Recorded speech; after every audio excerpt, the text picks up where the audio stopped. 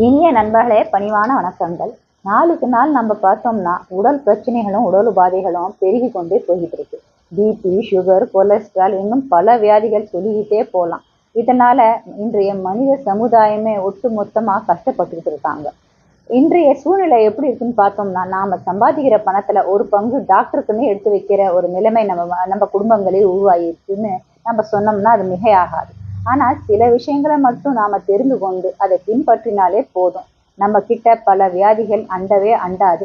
இருக்கிற உடல் வியாதிகளும் உடல் உபாதைகளும் தானாகவே நம்ம உடம்பு அதை சரி செய்து கொள்ளும். ஏன்னா நம்ம உடலுக்கு அந்த ஆற்றலையும் வலிமையும் கடவுள் கொடுத்திருக்கிறார். இதை பற்றி தெரிந்து கொள்ள வாங்க இன்றைய கதையை கேட்கலாம். விஜயபுரி என்கிற நாட்டை ஆண்டு வந்தாராம் மன்னர் நெடுஞ்செழியன். அவருக்கு ஆண் வாரிசே கிடையாதாம். ஒரே ஒரு மகள் மட்டும்தான் இருந்தாராம். அந்த இளவரசியின் பேர் நீலவேணியா. அவர் நாட்டில் வாழும் மக்கள் எல்லாருமே செல்வ செழிப்புடன் வாழ்ந்து வந்தார்களாம். அது மட்டுமல்ல, நல்ல ஆரோக்கியத்துடன் வாழ்ந்து வந்தார்களாம். அதற்கு காரணம் மன்னரின் அன்பும் அக்கறையும் தானா. மற்றொரு புறத்துல மக்கள் ஆரோக்கியத்துக்கு காரணம் என்னன்னு பார்த்தோம்னா, அந்த நாட்டில் வசித்து வந்த முனிவர் தான் அதுக்கு காரணமா. முனிவர் அந்த நாட்டு மக்களுக்கு சொற்பொழிவு நடத்தும் போது ஞானத்தையும் வாழ்க்கையை அமைதியாகவும் ஆனந்தமாகவும் வாழ்வதற்கான உபதேசங்களை எடுத்து சொல்வதுடன், மக்கள் தன் உடலை எப்படி ஆரோக்கியமாக வைத்துக் கொள்வது, எதை சாப்பிடுவது, எப்படி சாப்பிடுவது, எதையெல்லாம் சாப்பிடக்கூடாது, எந்த நேரத்தில் உறங்க செல்வது, ஆழ்ந்த உறக்கத்துக்கு என்ன செய்வது போல பல விஷயங்களை மக்களுக்கு சொல்லி தருவாராம். மக்களும் அந்த விஷயங்களை அப்படியே பின்பற்றுவார்களாம். இதனாலே இந்த நாட்டுல இருக்கிற மக்கள் எல்லாமே ரொம்ப ஆரோக்கியமா வாழ்ந்தார்களாம். மக்கள் எல்லாருமே ஆரோக்கியமா இருக்கிறாங்க, யாருமே நோய்வாய்ப்படுறது இல்லை என்ற ஒரு காரணத்தினாலே அந்த நாட்டுல வைத்தியர்களும் ரொம்ப கம்மியான எண்ணிக்கையிலே இருந்தாங்களாம். இப்படி இருக்கும்போது அந்த நாட்டின் மன்னர் நெடுஞ்செழியன் தன்னுடைய ஒரே மகளான இளவரசி நீலவேணிக்கு மனம் முடிக்க முடிவு செய்தாராம். இதை தெரிந்த பல நாட்டிலிருந்து அவருக்கு சம்பந்தங்கள் வர தொடங்கியதாம். இருந்தாலும் பல பேர் சம்மதம் கேட்டு வந்தாலும் இளவரசிக்கு சரியான வரன் அமையவில்லையாம். இதுக்கு முக்கியமான காரணம் என்னன்னு பார்த்தோம்னா, இளவரசியோட ஜாதகத்துல ஒரு தோஷம் இருந்ததாம். அதே தோஷம் உள்ள ஒரு ஆணை தான் இளவரசி மனம் முடிக்க முடியும் என்று ஜோதிடர் சொல்லிவிட்டாராம். இந்த காரணத்தினாலே வர வரன்லாம் தட்டி போய் கொண்டே இருந்ததாம். இப்படியே மன்னரிடத்தில் பல சம்பந்தங்கள் வந்து கொண்டு போய் கொண்டு இருந்ததாம். ஆனால் திருமணம் கைகூடவே இல்லையாம். பல மாதங்கள் உருண்டு ஓடியதாம். ஆனா எந்த பலனும் கிடைக்கவில்லையாம். சரியான வரனே அமையலையாம். இந்த ஒரு காரணத்தினால மன்னன் என்ன செய்வது என்று புரியாமல் ரொம்பவும் ஆழ்ந்த சோகத்தில் இருந்தாராம். தன் தந்தை இந்த ஒரு நிலைமையில இருக்கிறதுக்கு காரணம் நம்ம தானே. நமக்கு சரியான நேரத்துல திருமணம் நடைபெறவில்லை. நம்ம ஜாதகத்திலும் இந்த மாதிரி ஒரு தோஷம் இருக்கு. இந்த தோஷத்துடன் யார் நம்மளை திருமணம் செய்து கொள்ள போகிறார்கள்? இந்த மாதிரியான கேள்விகள் எல்லாம் மனசுக்குள்ள வச்சுக்கிட்டு இளவரசியும் ரொம்பவும் சோகமா இருந்தாங்களாம். இளவரசிக்கும் ஒன்றும் புரியலையாம். நமக்கு எப்போதான் திருமணம் நடைபெறுமோ, நம்மளுடைய பிரச்சனை தீருமோ, அப்பதான் நம்மளுடைய தந்தை நிம்மதியாகவும் சந்தோஷமா இருப்பாரு. இந்த நாட்டை அவர் ஆளணும்னா கண்டிப்பா அவர் மனசுல நிம்மதியும் சந்தோஷமும் இருக்கணும். அப்பதான் அவரால் நாட்டு மக்களையும் சந்தோஷமாக வைத்துக் கொள்ள முடியும். எனக்கு ஏற்பட்டு இருக்கிற பிரச்சனை என்னைக்கு தீருவது? என்னுடைய தந்தையோட இழந்த சந்தோஷம் எப்படி திரும்பி வரும் என்று புரியவில்லையே. இதை பத்தி நினைச்சியே இளவரசியும் ரொம்பவும் சோகத்திலையும் கஷ்டத்திலையும் இருந்தாங்களாம். இப்படியே நாட்கள் சென்று கொண்டு இருக்கும்போது ஒரு நாள் இளவரசிக்கு உடல் நலம் சரியில்லாம போயிடுச்சான். மன்னர் ராஜ வைத்தியரை வர சொல்லி இளவரசியை பார்க்க சொன்னாராம். வைத்தியரும் வந்து இளவரசியை பார்த்து விட்டு மன்னரை பார்த்து சொன்னாராம், பயப்படும்படி எதுவும் இல்லை, 3 நாளைக்கு மருந்து கொடுத்துருக்கேன், இந்த மருந்தை சாப்பிட்டாலே போதும், குணமாயிடும் அப்படின்னு சொல்லிட்டு வைத்தியர் கிளம்பினாராம். இளவரசியும் வைத்தியர் கொடுத்த மருந்தை 3 நாளைக்கு சாப்பிட்டாங்களாம். சாப்பிட்ட பிறகு உடல் நலம் சீராயிடுச்சான், குணமாயிட்டாங்களாம். ஆனா கொஞ்ச நாள்லயே பார்த்தா மறுபடியும் இளவரசிக்கு உடல் நலம் சரியில்லாம போயிடுச்சான். இந்த முறை மன்னர் யோசனை பண்ணி பார்த்தாராம், நம்ம நாட்டுல இருக்கிற மக்கள் எல்லாருமே ஆரோக்கியத்துடன் இருக்கிறாங்க.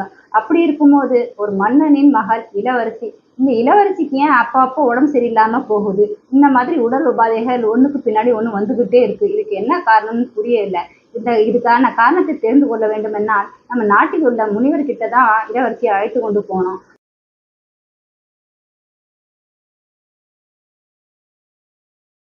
என்று சொல்லி இளவரசியை முனிவர்கிட்ட கூட்டிட்டு போனாராம்.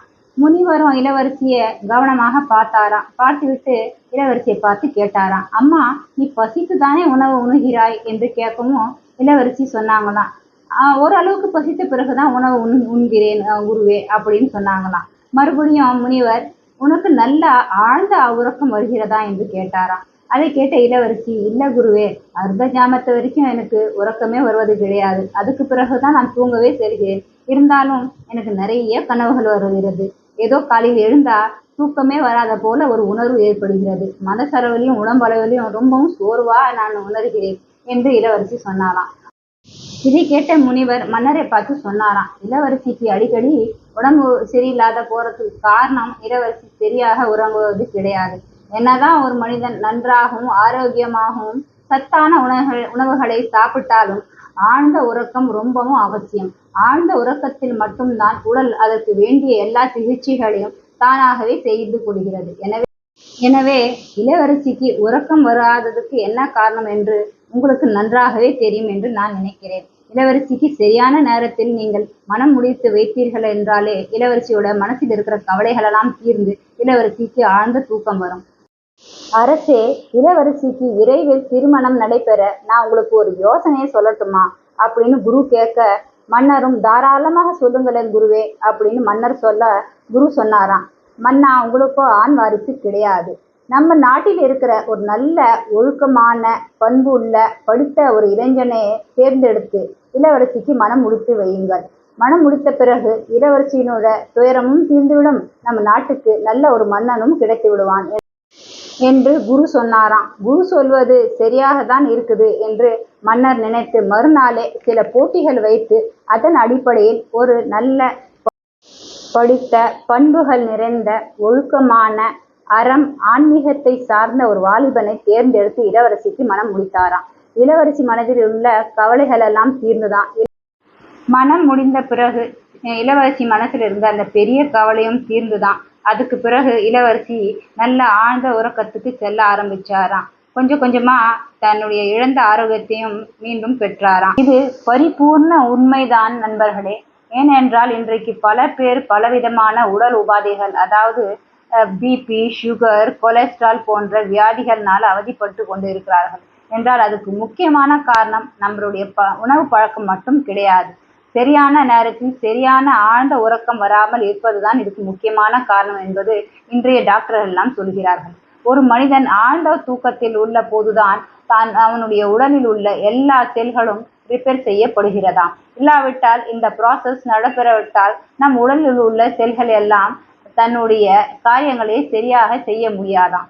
வெளியில் இருந்து சின்னதா ஒரு பாதிப்பு ஏற்பட்டாலும் நம்ம உடலால அதை தாங்க முடியாது. அது பெரிய பிரச்சனையாகவும் பெரிய வியாதியாகவும் மாறிவிடுமா. நன்றாக உறக்கம் வரும் வேண்டும் என்றால் சில விஷயங்களை நாம கடைபிடித்தே ஆக வேண்டும். முதலாவதாக பார்த்தா, உறங்க போவதற்கு குறைந்தது 3 மணி நேரத்துக்கு முன்பே நாம இரவு உணவை சாப்பிட்டு விட வேண்டும். இதற்கு என்ன காரணம் என்று பார்த்தால், நம்ம உணவு சாப்பிட்ட பிறகு கிட்டத்தட்ட 3 மணி நேரத்துக்கு நம்ம உடலில் இருக்கிற சக்திகள் எல்லாம் அந்த உணவை ஜீரணிக்கிறதுக்காகவே செயல்படுகிறது. மற்ற வேலைகளை எதுவுமே அந்த சக்திகளால செய்ய முடியாது. அப்போ நம்ம தூங்குறதுக்கு 3 மணி நேரத்துக்கு முன்னவே உணவை சாப்பிட்டோம்னா நம்ம வயிற்றுல இருக்கிற உணவெல்லாம் ஜீரணமாகிவிடும். நம்ம உடலில் இருக்கிற சக்தி எல்லாம் நம்ம உறங்க சென்ற பிறகு அதனுடைய வேலைகளை செய்ய தொடங்கும். அதாவது எந்தெந்த செல்கள்லாம் ரிப்பேர் ஆகிருக்கோ அந்த செல்லெல்லாம் அது சரி செய்யற வேலையை செய்யும். அப்படியே நம்ம நேரத்துக்கு சாப்பிடாம சாப்பிட்ட உடனே படுத்துட்டோம்னா அந்த சக்திகளெல்லாம் அந்த உணவே ஜீரணக்கிறதுலே தன்னுடைய சக்தியை இழந்துரும். நம்ம செல்லெல்லாம் ரிப்பேர் ஆகாது. இதுதான் முக்கியமான காரணம். அடுத்ததாக நாம உறங்க செல்வதற்கு முன்பே, அதாவது கிட்டத்தட்ட அரை மணி நேரத்திலிருந்து 1 மணி நேரத்துக்கு முன்பே அறையில் உள்ள எல்லா விளக்குகளையும் அணைக்க வேண்டும். இது எதுக்காக அப்படி சொல்கிறார்கள் என்றால் பார்த்தோம்னா, இருட்டில் மட்டும்தான் நம்ம மூளையால மெலாட்டோனின் என்கிற ஹார்மோனை சுரக்க செய்ய முடியுமா. இந்த ஹார்மோன் சுரந்தால்தான் நம்மளால ஆழ்ந்த தூக்கத்துக்கு செல்ல முடியுமா. வெளிச்சத்தில் இந்த ஹார்மோன் சுரக்கவே சுரக்காதான். அதனால முடிந்த அளவுக்கு டிவி, மொபைல் இதெல்லாம் ஆஃப் செய்து விட்டு அறையில் உள்ள வெளிச்சத்தெல்லாம் அணைத்து விட்டு இருட்டில் நம்ம உட்கார்ந்தோம்னா தானாகவே நமக்கு நன்றாக உறக்கம் வர ஆரம்பிக்கும். கடைசியாக தூங்கும் முன் மனதில் அன்றைக்கு நடந்த எந்த ஒரு விஷயமாக இருந்தாலும் சரி, அது நமக்கு கஷ்டத்தையும் துயரத்தையும் ஏற்படுத்தக்கூடியதாக இருந்தால் அதை ஓரம் ஒதுக்கி விட்டு குறைஞ்சது ஒரு 2-3 நிமிடமாவது அமைதியாக உட்கார்ந்து தியானம் செய்ய வேண்டும். தியானம் செய்யும் போது நம்ம மனசு ரொம்பவும் அமைதியாக இருக்கும். மனதில் இருக்கிற கவலைகள் எல்லாம் மறைந்து மனசு சந்தோஷமாகவும் நல்ல ஒரு ஆனந்தமான நிலைக்கு செல்லும். இது கூடவே நம்ம மனசுல நல்ல தூய எண்ணங்கள், நேர்மறையான எண்ணங்களையே உருவாக்க முயற்சி செய்யுங்கள். இப்படி சில விஷயங்களை நாம தொடர்ந்து செய்து கொண்டே வந்தா நிச்சயமாக நமக்கு ஆழ்ந்த உறக்கமும் வரும், நம்ம உடல் ஆரோக்கியமும் என்றென்றைக்கும் நிலைத்து நிற்கும். மீண்டும் ஒரு நல்ல கதையுடன் சந்திக்கிறேன். அதுவரையும் சந்தோஷமாக இருங்கள். பிடித்திருந்தால் லைக், ஷேர் அண்ட் சப்ஸ்கிரைப் பண்ணுங்க. உங்களுடைய கமெண்ட்ஸ்களை மறக்காம சொல்லுங்க. வாழ்க வளமுடன். நன்றி. ஓம் சாந்தி.